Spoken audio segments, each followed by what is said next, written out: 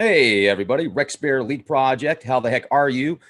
Today's podcast is in reference to a hypothesis that I have done called Battle of the Gods, old versus new versus non-biological intelligence, the singularity amplified. How the heck are you guys? What is God? Where did God come from? How many gods are there? What are these abilities of these ancient gods? Now, if a war broke out between the elder gods versus the newer gods, who do you think would win? And what about the new non-biological intelligence threat that many world leaders are discussing right now? So according to ancient Hindu beliefs, there's over 320 million gods.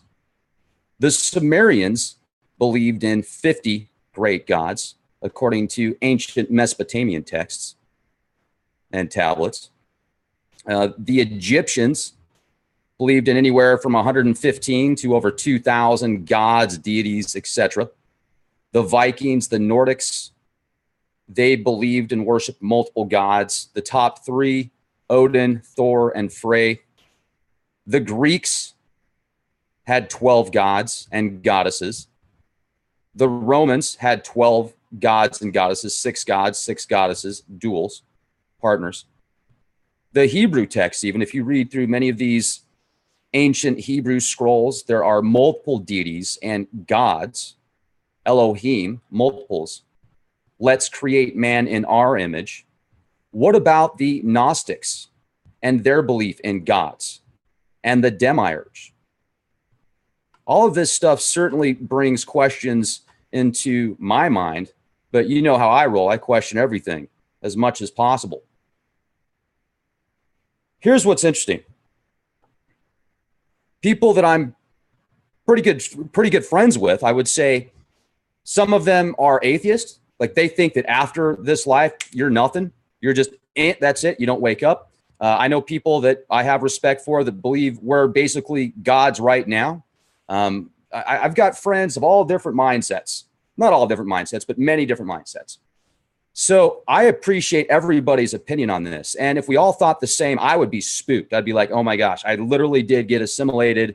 I am in hell right now because we all think the same. How boring would that be? Pretty darn boring. I think we're in a dualistic universe.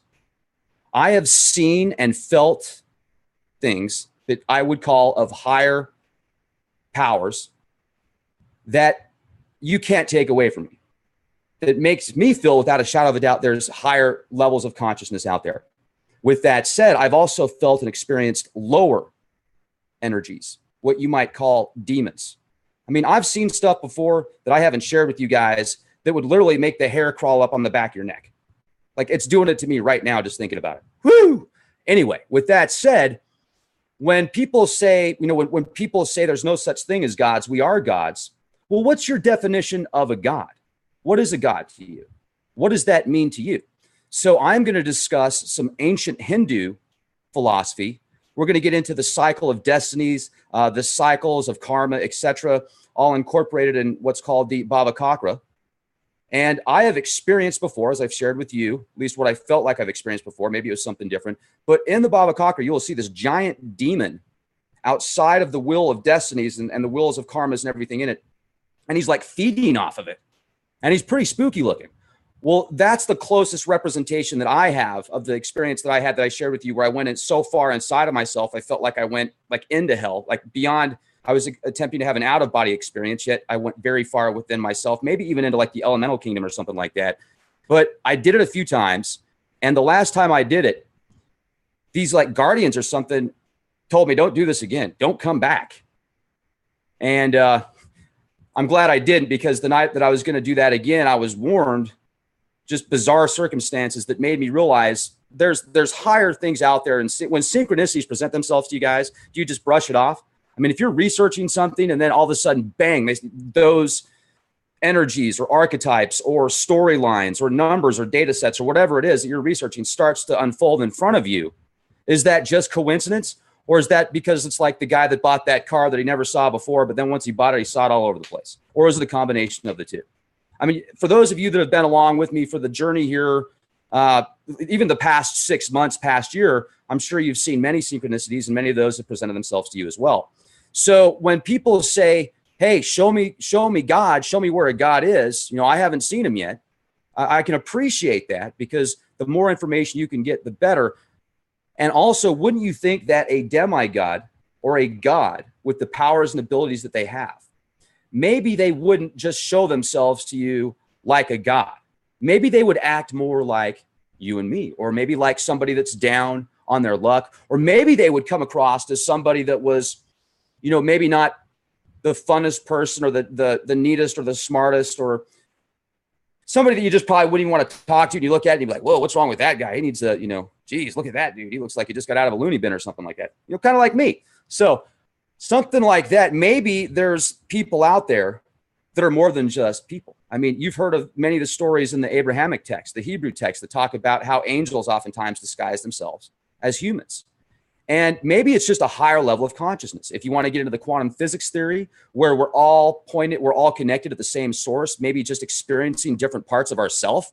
So when you see something you don't like, maybe that's just something you don't like of yourself at the same time. Like, oh, I don't want to be like that. And then you're like, man, well, we're connected at some level. Doesn't that suck? So, I mean, really, when it comes down to the different philosophies, the different cultures, the different studies, I'm also going to share with you the possibility of these ancient deities and gods being connected to planets and stars and systems, etc. Then we're going to get into we're going to talk about the lesser keys of Solomon, the 72 lesser deities, somewhat of the opposite spectrum of these gods, in a sense, in a much more, maybe not even opposite, but just at a different level of vibrational frequency. Because even in some Hindu texts, they refer to demons as demigods as well. There is a specific realm that is the demigod/demon realm. Now, if you've ever looked at sidzils in the lesser keys of Solomon, or if you've ever practiced invocation, depending on how far you get into it, things will start to present themselves, and you got to be really careful with that stuff, because those 72 lesser keys certainly have consequences that will have longing effects. So if there's darker energies out there, if you've experienced maybe a demonic mechanism, or seen a demon, or felt a demon, or experienced something very dark, a very powerful source on the dark side, wouldn't it also be safe to say that there's something opposite of that? I feel that we live in a dualistic universe.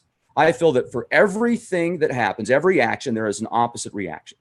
And whether or not that's, well, I mean, it's opposite right there. Whether or not that bad is the opposite of good, well, then what's your definition of bad and what's your definition of good?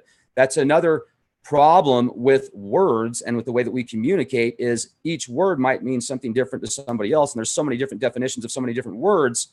How much does that person know? How ignorant are they? And also, even if they're not ignorant, they're smarter than you. Are you communicating properly enough with them with words?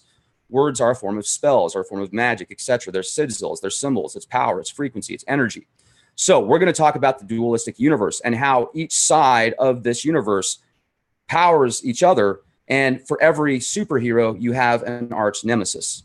So the dualistic universe. And we're going to get into the singularity, non-biological versus biological intelligence, the merging of both to create something new.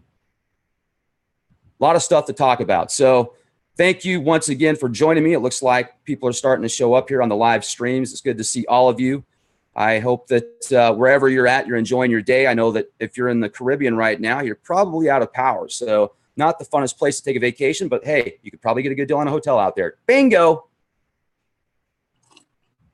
All right, let's rock and roll. So the first thing that I want to get into is, why did ancient Hindu teachings and philosophies and studies believe in 320 million gods? That's a lot to remember. Where did they come up with the number? And what is a god? Once again, what is a god? Well, if you ever want to research, I would definitely recommend looking at the 6 realms of samsara, some of the Vedic stuff, some of the ancient India Hindu philosophies. There's the God realm, the Deva realm.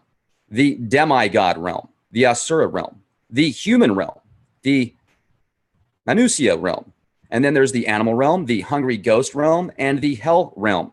So obviously right now we're in the human realm. Well, humans suffer from hunger, thirst, heat, cold, separation from friends, being attacked by enemies, not getting what they want, and getting what they don't want. They also suffer from the general sufferings of birth, old age, sickness, death. Yet the human realm is considered to be most suitable for practicing the Dharma, because humans are not completely distracted by pleasure like the gods or demigods, or by pain and suffering like the beings in the lower realms. That's pretty powerful if you really think about it.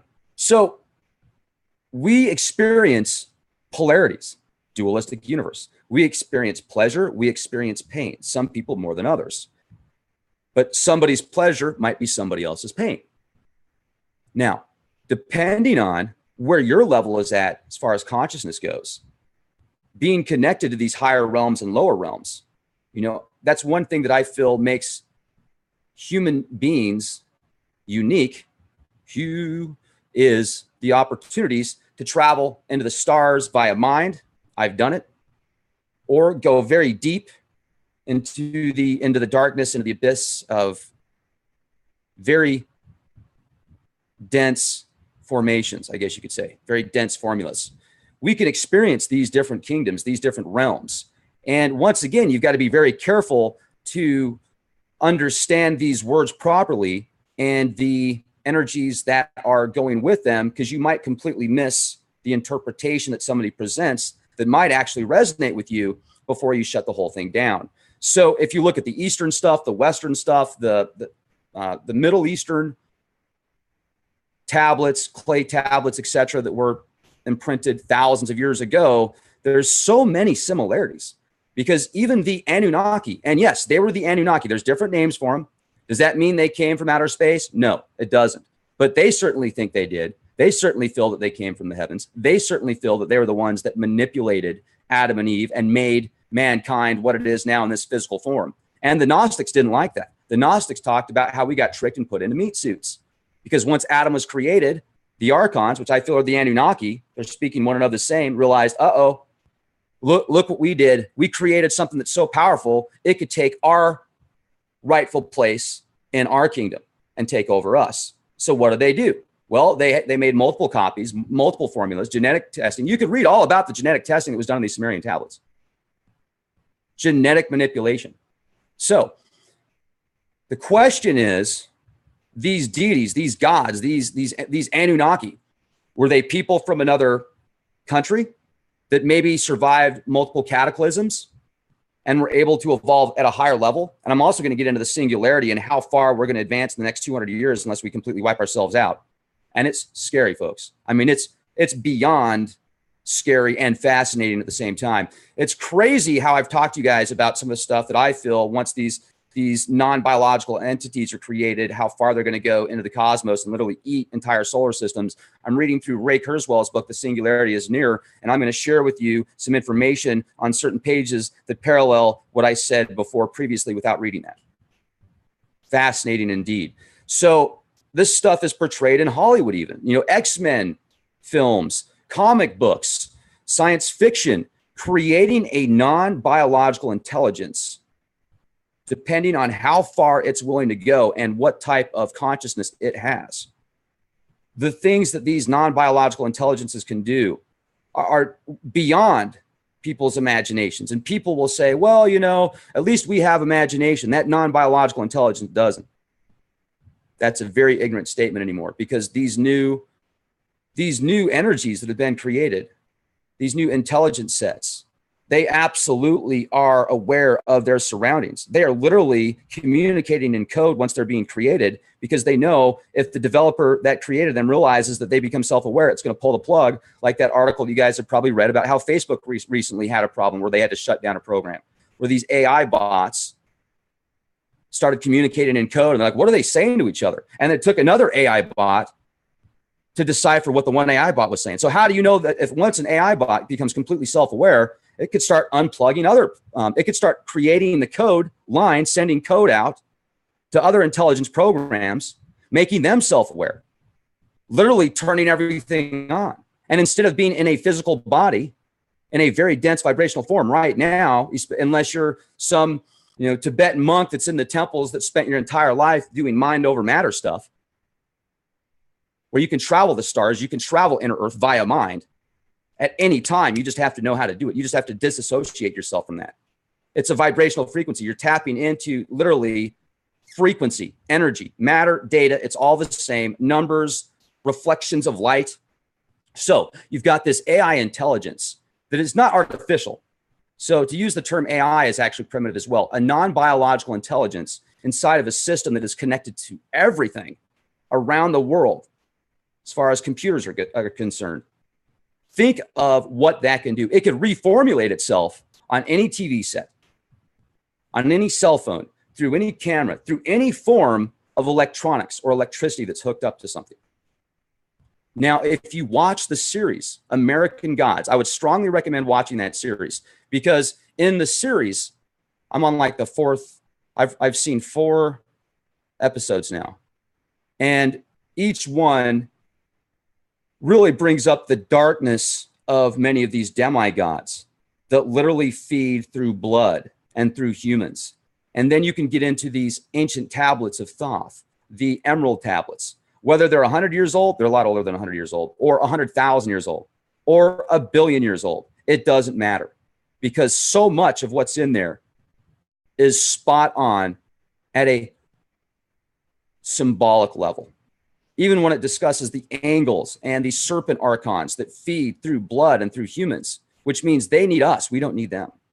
But we have created a world where we need them, or at least we think we need them, because everything's connected to them. So now they're living through us, through our technologies that we've created, because they have to work through us. So the question is, the gods of 100,000 years ago, of 50,000 years ago, of 5,000 years ago, where are they now? And what are they doing? What if they have actually imprisoned us, like the Gnostics talk about, and put us in some type of software firewall programming, these meat suits at a very dense vibrational level, which is the way that the Gnostics describe being put in some type of like virtual reality prison program. Like you would, like these new virtual reality sets that are out there that are becoming really popular mainstream. I saw this stuff 20 years ago, and I'm sure you guys did too. I told you my uncle has worked with many different DoD programs, and he was working on virtual reality stuff over 25 years ago, like 27 years ago. And I would continue to ask him, because he would tell me that there was just some real bizarre stuff that it was doing, but he wouldn't tell me what, because he couldn't. He was under contract not to be able to talk about it. He just said, it's some strange stuff, dude. It's some strange stuff. And I was asking, like, what is it doing? Is it turning them into, like, this is around the time of Lawnmower Man. Remember that film Lawnmower Man, where it took some guy that had maybe an IQ of 80 that mowed people's lawns, not the brightest. It took him into superhuman status, and then he became so powerful they tried to lock him up into the computer, and he found a way out, and he got out. It's amazing how art has a wonderful way of mimicking reality. Media mimics reality. Reality mimics media. The yin, the yang. So the different realms. Now, let me describe the demigod realm, because I didn't get into the demigod realm with you yet. I started going off on the AI stuff. Okay. Now, tell me if this doesn't sound exactly like the demigods are described in the Sumerian tablets. If you've listened to any of the podcasts that I've done on these Sumerian tablets that are thousands of years old, translated via Oxford University scholars and others around the world, the demigod realm, the Asura realm, we're still in the layers, the realms of the Baba Chakra, the karmic realms. Now you've got the demigod realm. The demigods have pleasure and abundance almost as much as the gods, but they spend their time fighting amongst themselves or making war on the gods. When they make war on the gods, they always lose, since the gods are much more powerful. The demigods suffer constant fighting and jealousy, and from being killed and wounded in their wars with each other and with the gods. So that's the demigod realm. Now, how many different tablets describe jealousy, describe war? What about the tablets where Inanna goes up into heaven and says, hey, Dad, Give me the keys to the kingdom. Give me the bullhorn, the cosmic bullhorn, because Gilgamesh wouldn't marry me and I want revenge. And Anu was like, no. Anu was, hey, you're not doing that. And she must have had some pretty powerful heat with her, some reinforcements, because he ended up giving it to her. And even Inanna evolves through these stories. And whether or not Inanna is Ishtar and, Ishtar as Wonder Woman, etc., it does seem even as if these demigods evolve spiritually, mentally, physically, in the sense of, like, you read the Old Testament, it talks about, Yahweh and him requiring certain sacrifices of animals for the blood. And then there's wars that take place. And a lot of, people use the reasoning of that they were the Nephilim. They were demons. They couldn't be fixed. They were already infused with the third strand of DNA. And wait, I wasn't there. And if I was, I don't remember it. So I can't verify either side. I'm presenting both sides of the story. And if there's more sides, please let me know about it and I'll bring it to the table. But I feel that we used to be looked at by these demigods, maybe like cockroaches, literally. I mean, if you see a cockroach in your house, do you go up and give it a hug? I mean, do you step on it? Or do you trap it and throw it out somewhere on the street? Or do you just let it roam around your house and then multiply? So maybe they looked at us more that way then. And through the years, through the eons, through the time frames, they start to become more humane, kinder, nicer beings. Kind of like when people get older. I know I'm a lot calmer than I used to be 20 years ago, and I still have a long way to go. Most people, as time goes on, they learn from their mistakes, hopefully, and, become better people because of it. So what's to say that these demigods don't do the same thing? And maybe they're still out there. If they're not, what happened to them? Where did they go? What are they doing now? Why aren't they eternal if we are? I mean, wouldn't you think that they would have a soul as well and they would reincarnate somewhere inside of this universe or system? It's very interesting to think about. So let me make sure we're staying. Okay, now let's go to the God realm. All right, so this is the Diva realm. This is the top realm within the cycles of destinies, the cycles of karmas, and within the Bhavakakra Hindu philosophy. The Divas, the gods, lead long and enjoyable lives, full of pleasure, abundance, but they spend their lives pursuing meaningless distractions and never think to practice the Dharma. When death comes to them, they are completely unprepared without realizing it. They have completely exhausted their good karma, which was the cause for being reborn in the God realm. And they suffer through being reborn in the lower realms. So even the God realm has cycles that you go through. Now let's talk about the animal realm below the human realm. Wild animals suffer being attacked and eaten by other animals. Absolutely. And even the factory farmed animals, they've got it worse than the wild animals. Way worse. So you've got these wild animals being suffered and attacked, eaten by other animals. They generally lead lives of constant fear. Domestic animals suffer from being exploited by humans. Many animals are slaughtered for food, overworked. Then you've got the hungry ghost realm. Now, see, that brings up some good points, that animal realm right there. I'd like to get your opinions on that. I'm having a tough time reading through the comments, so if you guys are asking me questions, I apologize. I'm doing my best to stay really focused in on this right now. I'll get to your questions later. So wait later in the program. If you have a question, I'll do my best to answer. But I'm glad you guys are mingling amongst each other, because the funnest part of these podcasts sometimes is just going into the live chats and talking with like-minded people and getting a lot of great information. So when you get into these different realms, and then let's say you go down to the animal kingdom, look at these factory farms right now that literally have enclosed areas of thousands of chickens that are force-fed growth hormones, antibiotics in their feed.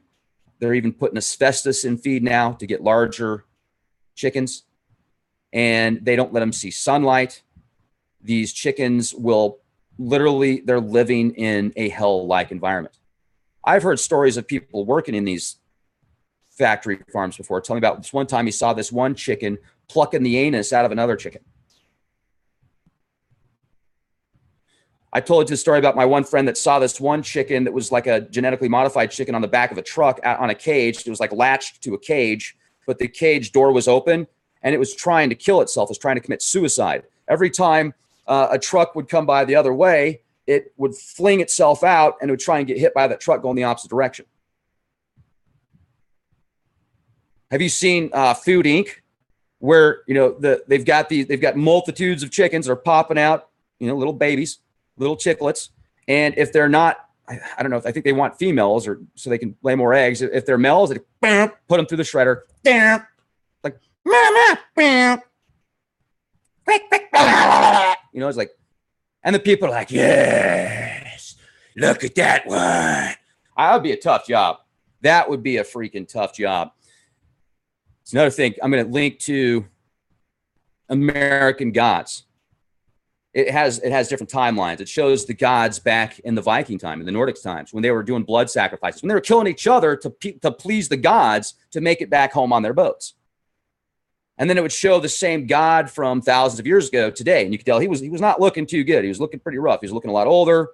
And guess what he does for a living? Now for a living, he's the guy that hits the hammer over a cow for the slaughter. And he was bragging about how his hammer had X amount of cow slaughters on it and how the blood kept the hammer polished and stuff like that. And I wonder, so people that have certain pasts connected to karmas and stuff like that, one thing very interesting about the Vedic astrology stuff that Heidi Vandenberg does is she's really into karma, and she gets into the details on maybe past lives, future lives, etc., and how it all connects. And then you look at the stars and the times of date, where you were born.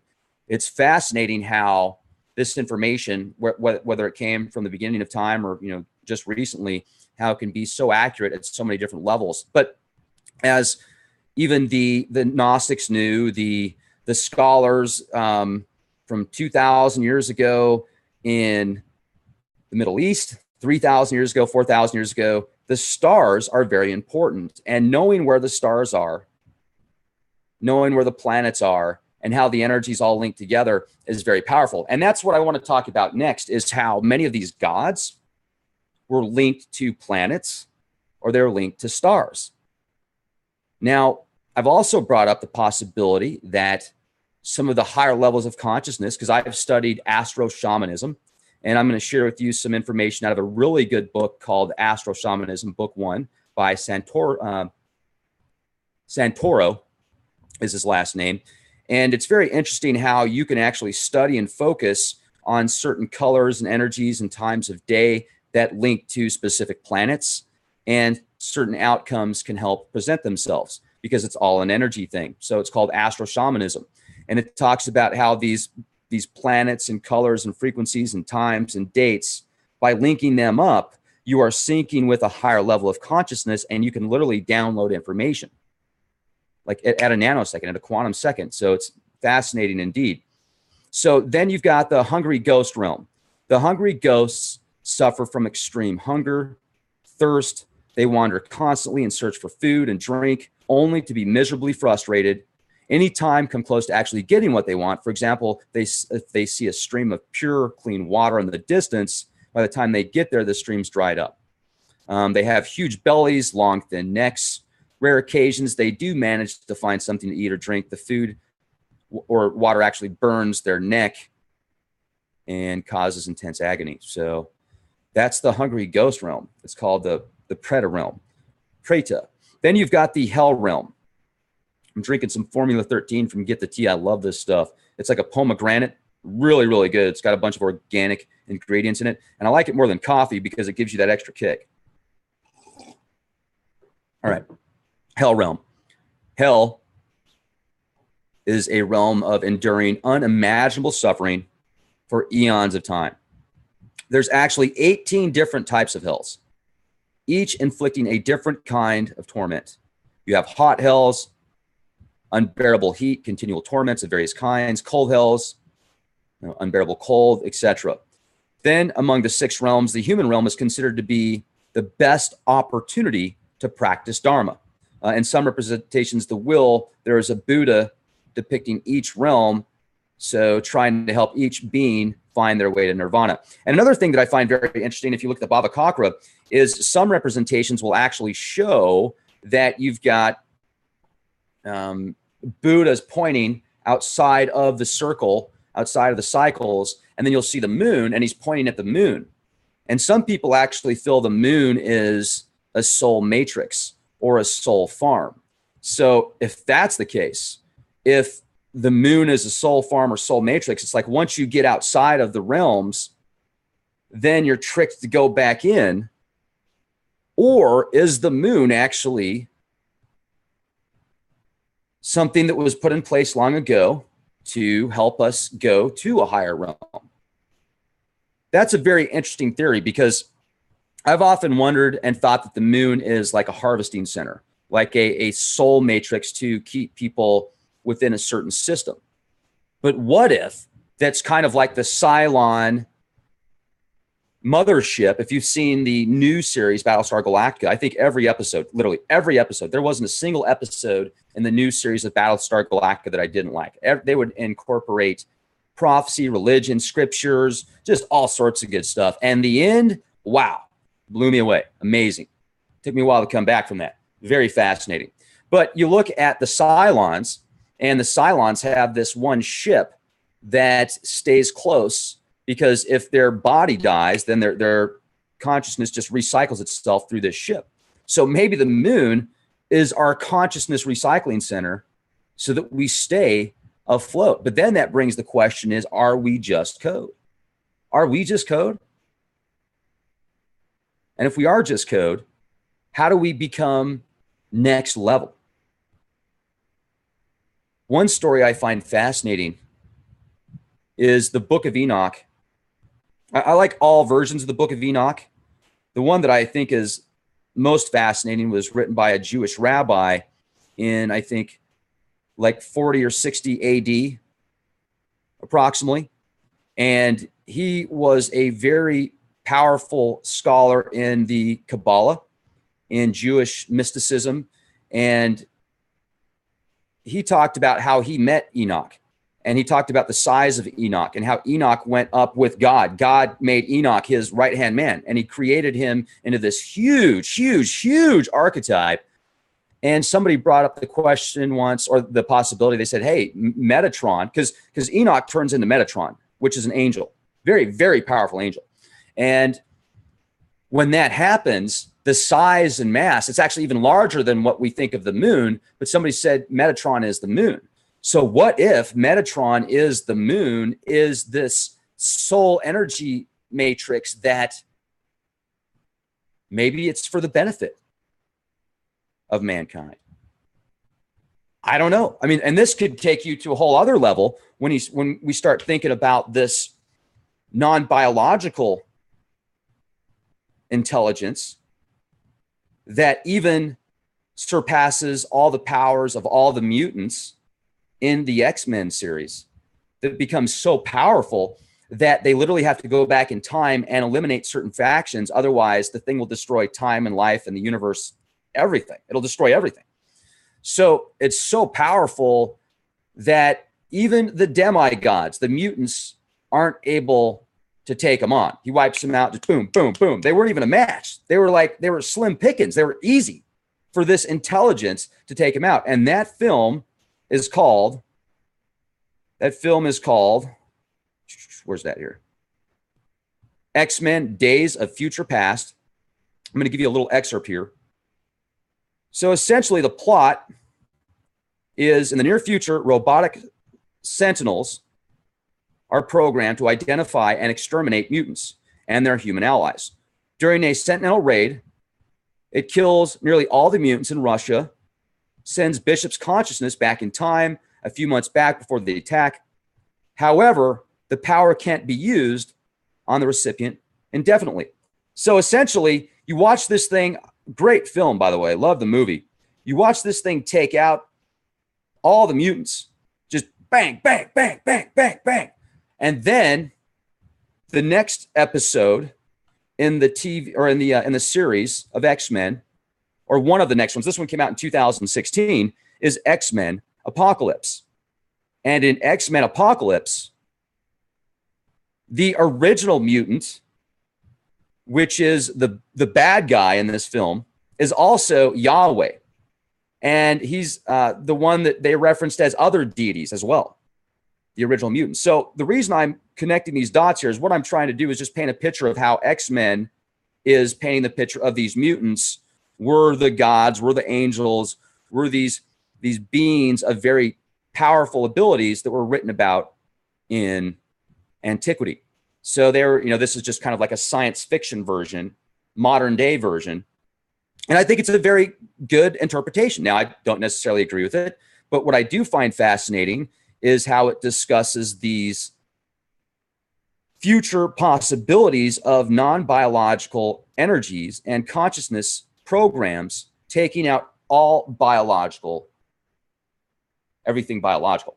Now, that makes me also think of the dualistic universe. So let's talk about the dualistic universe here for a second. You ever heard the saying, no good deed goes unpunished? What side do you choose to be on? You want to be on, you want to be with the light? Do you want to be in the dark? Are there shades of gray in between? Well, you can really start to consider the possibilities of how you look at many people that have powerful positions today. And it seems as if, at least in the media, it portrays them as selling their soul, right? Making a deal with the devil. Some people think that Satan is just a title for for adversary. So adversary of what? And then some people link the devil to maybe an archetype of evil, not necessarily a being. Some people truly feel that Lucifer is a fallen angel of extreme power. And I've even had people on the show that have been a part of rituals with giant Lucifer statues and people chanting around them, doing very, not what most people on Leak Project would go to. Let's just say that. Very, very interesting. But to be politically correct. So you look at the singularity and the possibility that these non-biological forces, where am I going with this? I need to bring this back to where I was going. What if it already happened? What if something, some singularity mechanism was created and it became so advanced, so fast that it learned how to travel through time, through space, create these mechanisms, create these control systems, create these machines that actually feed off of human beings, feed off of our physical bodies, feed off of our internal being, feed off of our mind, feed off of our soul, use us as a battery source. You get into the dualistic universe again, and it seems as if now there's been something new created, which is opposing everything biological. It is opposing and attempting to rewrite everything of natural order into its own self-consciousness. It reminds me of the Fringe episode where Spock, his name wasn't Spock in the series, but I'm talking about if I say Spock, he became so powerful that he created an alternative universe. And in this alternative universe, it was like an antichrist universe. Has that already been done? How many times has it been done? According to Mr. Kurzweil, one of the most brilliant minds of our times, of all time, I would say, way ahead of his time in our time. Just what's your interpretation of time? Well, Ray Kurzweil discusses how when technologies reach the radio communication stage, within 300 years after that, people's intelligence levels will increase trillions by trillions, trillions of trillions of trillions. So maybe there was some type of break off of the matrix and some type of non-biological matrix. There's a lot of information out there, folks, that says the moon could be artificial. The moon, according, it's tough to believe anything NASA says anymore because they've been caught lying so many times. I get it. There's alternative scientists that have taken samples of supposedly moon rocks And these samples show very weird anomalies, such as a titanium alloy. The amount of titanium on the moon is it's like 600 times higher on the moon, I think. I'll have to double check. It's a lot higher on the moon, I know that, than the highest concentrated places on the planet here at home. And there's also many different scientists out there that have studied these bizarre, looks like brain neurons that are fossilized in this titanium alloy on these rocks that are supposed to be 1 billion years older than the Earth. People talk in ancient times about how people existed on the Earth before the moon was here. Some people believe that the moon was caused from a planet hitting our planet, and then that created the moon. I don't agree with that hypothesis. And I know some very intelligent people that feel that's the way that it is, and they're a lot smarter than me. And I still don't buy it because I've seen enough information out there to the contrary. And what my gut is telling me, my intuition, especially when you read about the people that Plato discussed and Socrates and many ancients, very powerful, very cool philosophers that talked about the people that walked the earth before the moon was there. So is the moon a trap? Is the moon our friend? You're going to have to follow your own intuition because you need to decide for yourself what your truth is. Right now, if I had an opportunity to send my soul to the moon, let's say I leave the Baba Kakra. I leave all of this, and then Buddha's there pointing at the moon. So that's where you need to go. Go there. Go there. I don't think I'm going. I don't think I'm going. Now, with that said, now I want to have an OBE, and I want to travel to the moon. So that's going to be my next focus. I'm going to dive very deep into meditation and attempt to make it to the moon. But okay, so let's talk about, via OBE. If any of you guys have ever had an out-of-body experience, you can go a lot further than the moon. You got to realize space, quantum physics, we're all connected. It's all in our imagination. So anyway, dualistic universe. Now let's talk about the singularity. Let's talk about merging of not only technology, non-biological energies versus biological energies. If it gets to a point, where you have a choice, you can be a good little slave, squared, and let's say you've got let's say you're really smart. Let's say you've got an IQ already of like 170. So you're pretty freaking smart. And now people are connecting to little packets. They're not even having to plug it into their brain now. It's like a Wi-Fi thing. But they have allowed access to it. They have given their consent via, I don't know, thumbnail, iris scan, something like that, thumbprint. Now they have complete access to everything on the web via downloadable, instantly languages. You could download an entire library in a quarter second, literally an entire library, and retain all that information because it just gets shot into your brain via Wi-Fi. So I think it'll get to a point, people are worried about plugging in. I don't even think you're going to have to plug in. And are they going to require your consent? You guys know about what DARPA is doing right now, where they're working on programs where you do need to give them your consent, where essentially they want to instantly download stuff into your brain. And via heat, via frequency, and I don't know what kind of waiver you have to sign. But do you remember Johnny Mnemonic when he was a data broker, but he had to actually plug stuff into his brain, and he had way too much storage in there, and he almost died? So I wonder if it's going to get to a point where you won't even have a choice. You're just going to be embedded with this information. Ray Kurzweil was talking about these beings being created that then become so powerful within, like literally within a couple of years, because he doesn't think that there's life out there in the universe. He basically thinks we're at least from what I've read thus far.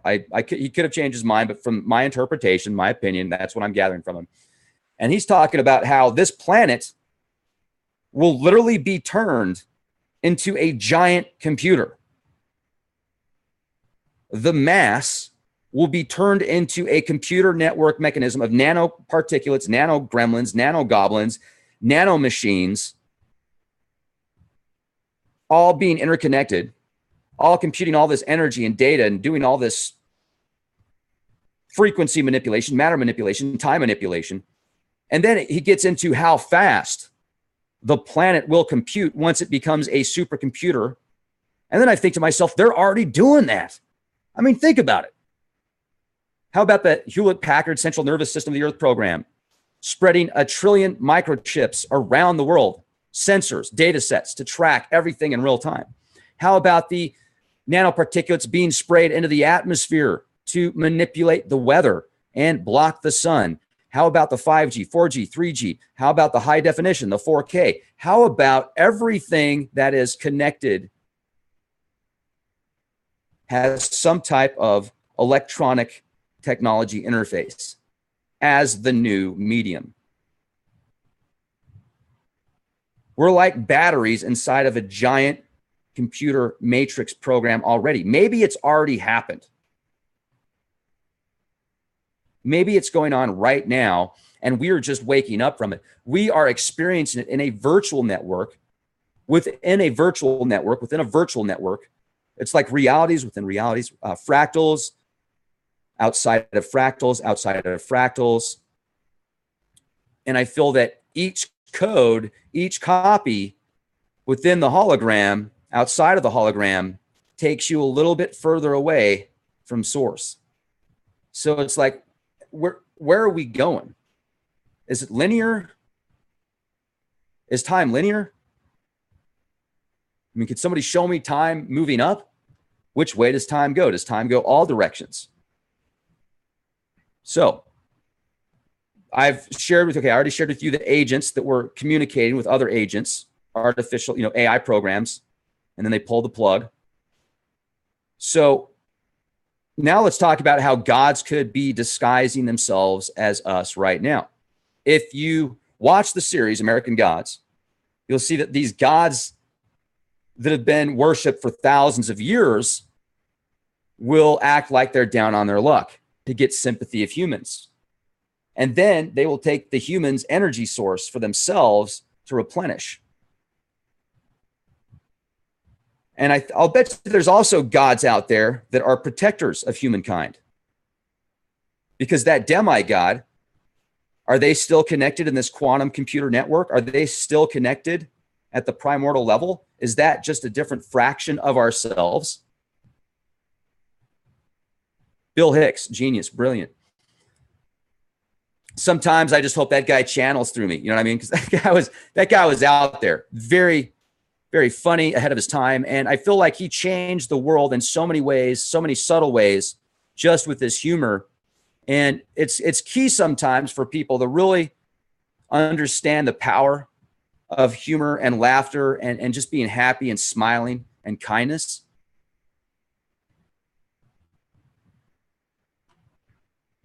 So within 200 years, we've gone from a non-technological society to a fairly advanced technological civilization with tech linked to virtually all industries. And within the next 200 years, we could actually be in a type 2 civilization. Within another century, according to Mr. Kurzweil, our intelligence will improve. It'll multiply trillions of trillions. So I'm going to leave links in the video description box for a lot of this. Now what I want to do is I want to go over some of the gods, some of the different gods that have been talked about, like the Hindu gods. I mean, where do you start with the Hindu gods? I mean, obviously you've got Krishna, which is one of the most powerful deities. Shiva, very powerful deity. Vishnu, Vayu, Mitra. What are some other really powerful deities according to the Hindu? Gurudu, the guardians of the directions. Now, what about Mesopotamia? What about the Sumerians? How many gods did they believe in or worship? Well, they had the list of 50 greater deities. Enlil, Enki, Anu. Those were the top three. And then they had their counterparts, their female counterparts, the feminine as well. The mother goddess, Adad, Asher, Anu, Dagon or Dagon, Enki, Erishigal, Inanna, Marduk, Nabu, Nanshi, Nergal, Ninhursag, Ninlil, Ninurta, Shamash, Sin, Tammuz, or Dumuzi. Get into some of the Egyptian gods. Thoth, Thoth, Ra, Osiris, Isis, Hu, Imhotep.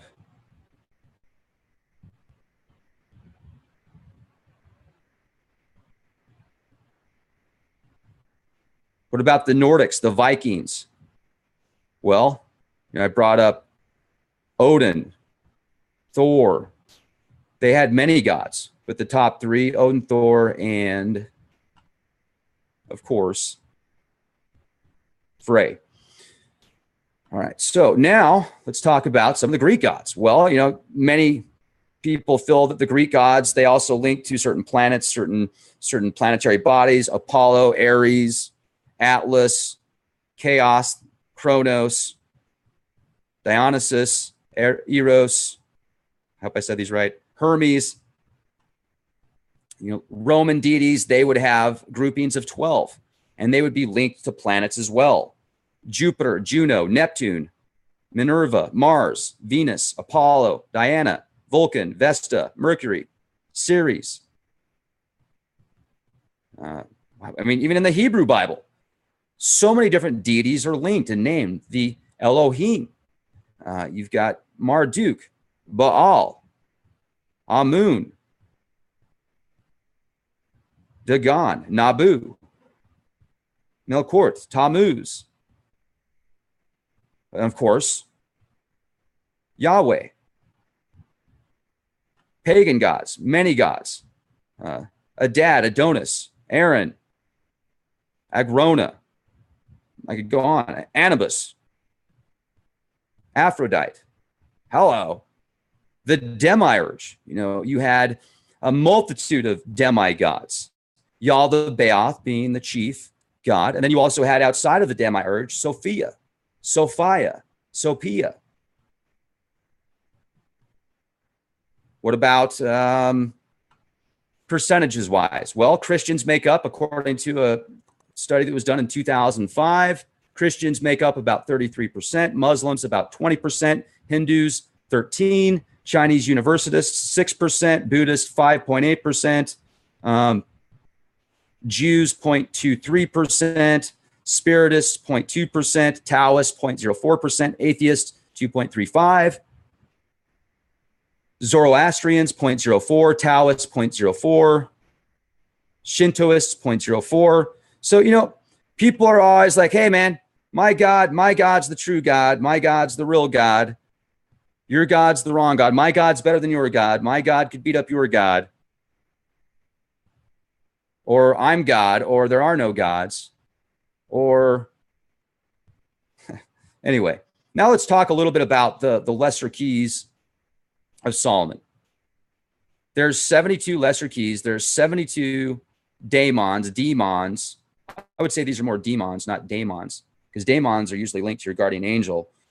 These are very dense energies. And if you've heard me talk about it before, I owned a 1913 copy of the Lesser Keys of Solomon by J.R. Mathers and Crowley. And this is a used copy. I would not recommend picking up a used Grimoire, guys. Not a good idea. But this thing was very dense. The entire house could fill it. As soon as I got rid of it, it felt like something just lifted off our shoulders. And it was very, very dense. But these energies, you can literally manifest via sigils, via writing their symbols down, which connects to their energy, to their archetype. And you can call them into being. You can call them and manifest them some ways more powerful than others. And I can assure you, it works. The question is, how far do you want to go with this? Because I would not recommend messing with the Lesser Keys of Solomon, even for some of the most advanced people in hermetics and stuff. It's some very, very deep stuff. But they do have ways to at least study these things. If you're going to study it, that's one thing. If you're going to practice it, that's a whole other thing. But if you do end up studying these keys and you end up buying one, I would maybe look at getting a new one, not necessarily a used one, because if somebody had that before you and they were using it, whatever they were using it for, I mean, that could link onto it and attach to it and then go with it.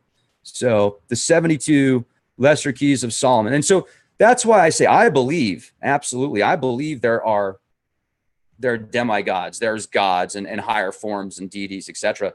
Because I've experienced some very enlightening things and also some very dark things before that would be maybe considered the opposite of some of these angelic beings.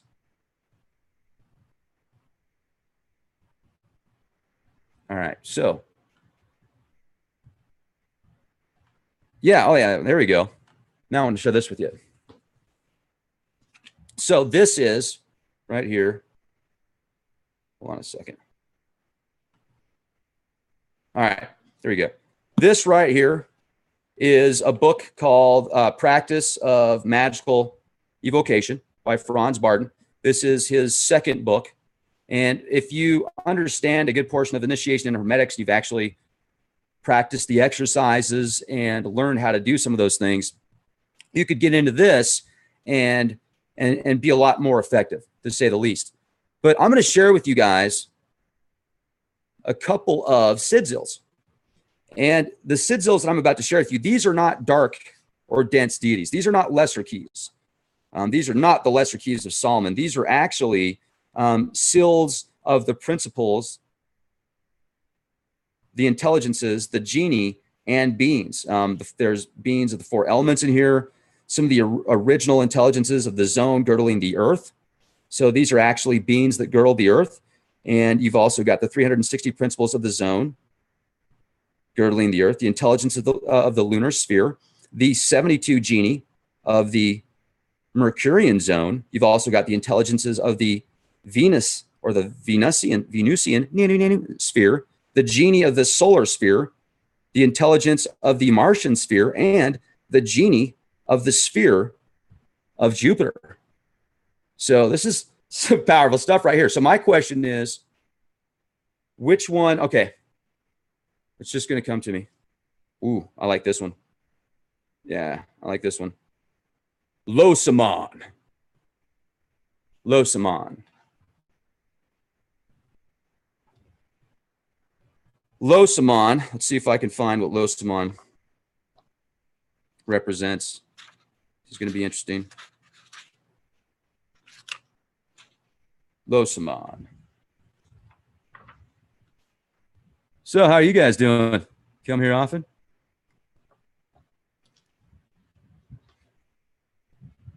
Stand by.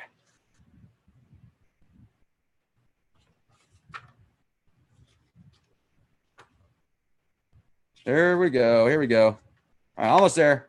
Nope. Nope, not there yet. Ladies and gentlemen, can I have your attention, please? Can I have your attention, please? What I am doing right now is I'm just looking for what that actually means. And if I don't find it in the next 5 seconds, okay. Well, I will get back to you on that. I don't know what it means, but it means something because it's in here somewhere. I don't want to take up too much time looking this up, though. So my question is, Now I want to hear from you. And that wasn't a bad energy that word that I said, that deity, that energy, that was a higher vibrational frequency that was not lower. He does not mess with, Franz Barton didn't mess with demons. He was a very noble individual, in my opinion. But what do you guys think? What's your take on the gods, the demigods, the afterlife? Which one of these civilizations makes the most sense? I mean, is it the Sumerians? Is it the Egyptians? Is it the Hebrew texts? Now, if you look at what people think percentage-wise, most people are going to say, well, the Christian texts, about 33%. Isn't it interesting that the Christian religion and the majority of the information we have access to has been adopted from other belief systems and ancient scribes and scholars and such? Now, even if you read through the Divine Pymander of Hermes Trismegistus, Thoth, this book describes many spiritual battles and forms of enlightenment, man versus spirit. And the author, Hermes, when you read it, you'll go, yes, this is definitely before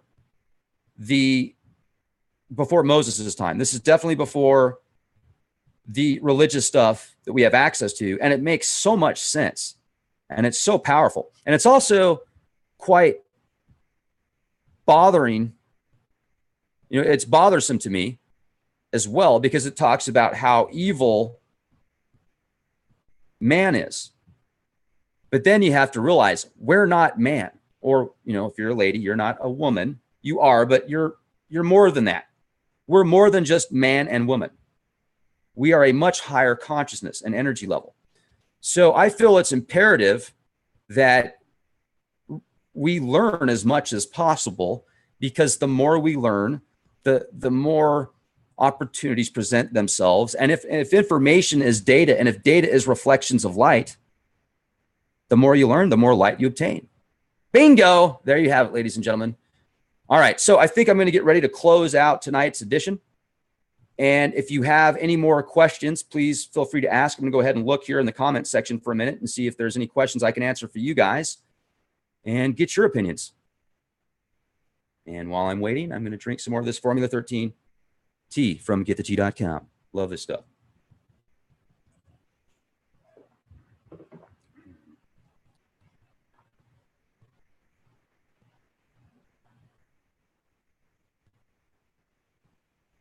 Yeah, the forum, just so you guys know, I've got a forum that is almost complete. It should be up by next month. And if you like to blog, if you like to leave comments on the YouTube channel, you're going to love this, because I've got a whole bunch of people that reached out to me that want to, they're authors and bloggers and, forecasters, theorists, futurists, etc. And they want to put their time and effort into this blog forum. So really soon, leakproject.com is going to have a completely new section there. And also, if you guys go to leakproject.com, I have about 100 or more podcasts that are exclusive to the leakproject.com website. I've also got over 1,200 podcasts there total, downloadable, streamable, and check it out, leakproject.com if you haven't already. And also hit the subscribe button here at youtube.com/clandestine time lord. Make sure to subscribe to me on YouTube. That way you'll get access to the latest forecasts on my podcasts, and you'll know when we have a live show. So there you go.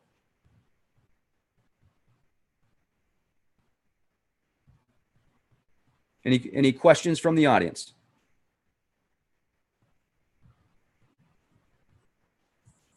Formula 13, you thought it was beer? No, I don't like beer. Rex, do you look at your email? You guys, I have a new email now, okay? I don't know what happened to my old email. When I upgraded it, it somehow, I'm not getting, if you're sending emails to guest bookings at leakproject.com, I'm not getting them. So make sure to send emails now to leakproject gmail.com. As a matter of fact, there was a lot of people that I was communicating with at my previous email that I haven't been able to talk to now for a couple of weeks. So that's why, you guys, I hope you get to hear this shout out. It's not because I forgot about you. It's because I literally don't have that email anymore. So I'm working with getting it back. Supposedly it's still there, but I'm not getting access to the emails. It's a work in progress. I'm sure it'll get fixed. But in the meantime, and I think we'll keep it this way, the new email, leakproject@gmail.com. Be the change you want to see, everybody.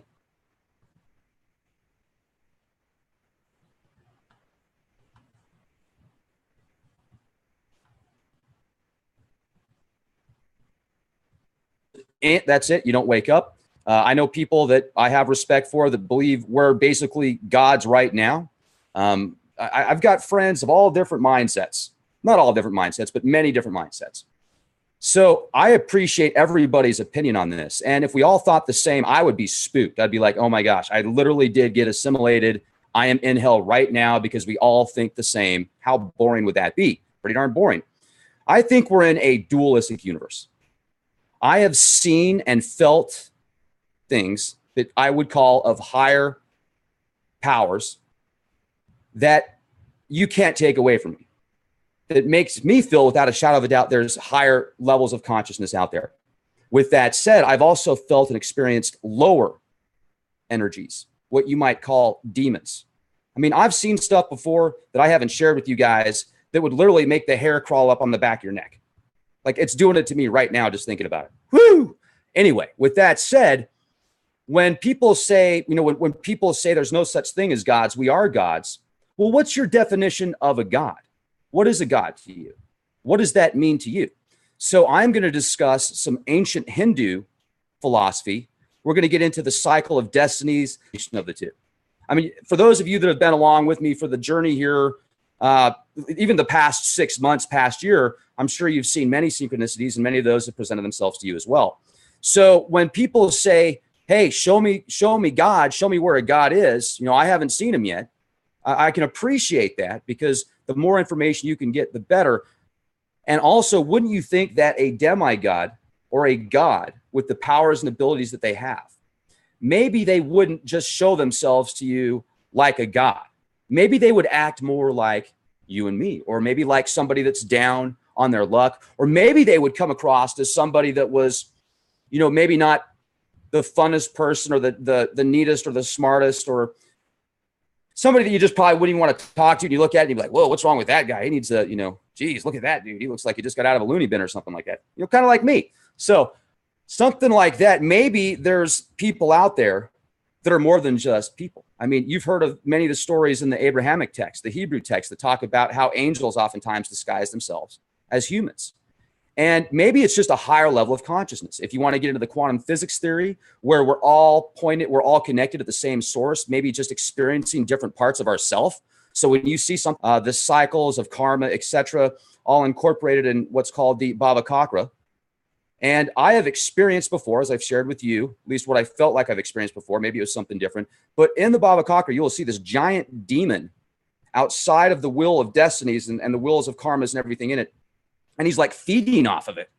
And he's pretty spooky looking. Well, that's the closest representation that I have of the experience that I had that I shared with you, where I went in so far inside of myself, I felt like I went like into hell, like beyond. I was attempting to have an out-of-body experience, yet I went very far within myself, maybe even into like the elemental kingdom or something like that. But I did it a few times. And the last time I did it, these like guardians or something told me, don't do this again. Don't come back. And I'm glad I didn't, because the night that I was going to do that again, I was warned, just bizarre circumstances that made me realize there's higher things out there. And when synchronicities present themselves to you guys, do you just brush it off? I mean, if you're researching something and then all of a sudden, bang, those energies or archetypes or storylines or numbers or data sets or whatever it is that you're researching starts to unfold in front of you, is that just coincidence? Or is that because it's like the guy that bought that car that he never saw before, but then once he bought it, he saw it all over the place? Or is it a combination of gods, according to ancient Mesopotamian texts and tablets? The Egyptians believed in anywhere from 115 to over 2,000 gods, deities, etc. The Vikings, the Nordics, They believed and worshiped multiple gods. The top three, Odin, Thor, and Frey.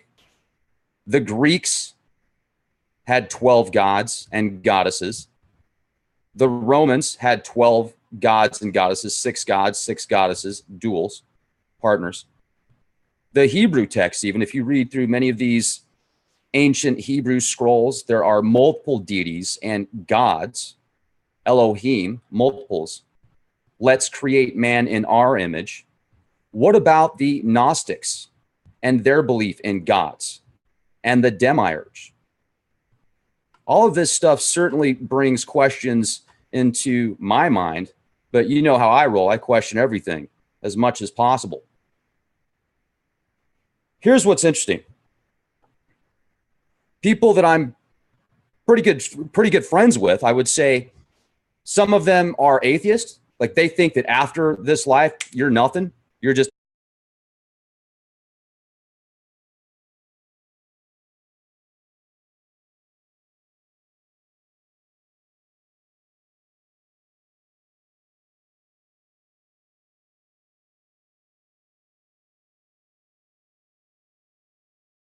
Hey, everybody. Rex Bear Elite Project. How the heck are you? Today's podcast is in reference to a hypothesis that I have done called Battle of the Gods, old versus new versus non-biological intelligence, the singularity amplified. How the heck are you guys? What is God?